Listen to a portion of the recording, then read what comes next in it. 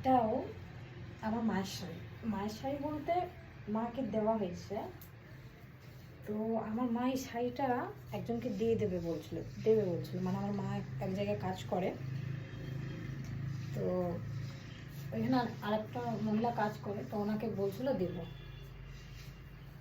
তো আমি বললাম যে আমি একদিন পরি, ভিডিও করি, তারপর না হয় দিয়ে দেবো। তো মা বলছে এত শাড়ি আছে তো, তাও এটাই নিতে হবে? আমরা এটা নিতে হবে বলতে চাইছি আমি এই কারণে, যেহেতু ব্লাউজ পিসটা অলরেডি বানানো, তো এই জন্যে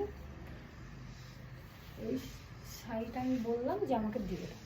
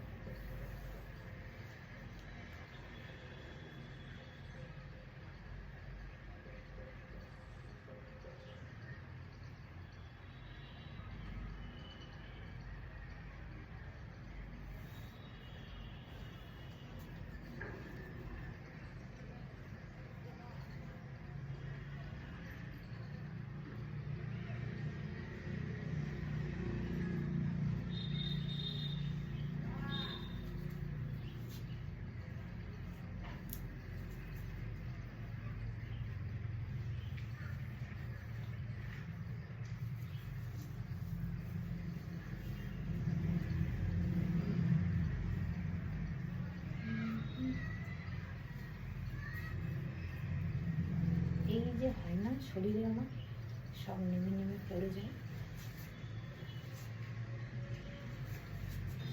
ঠিক আছে? এই যে আমার পড়ে পড়ে সব পড়ে যায় নিচে দিয়ে।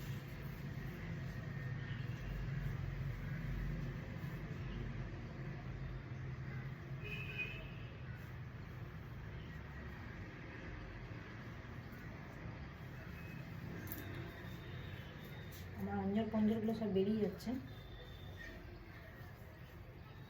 আমার কিছু করার নেই, আমি কিছু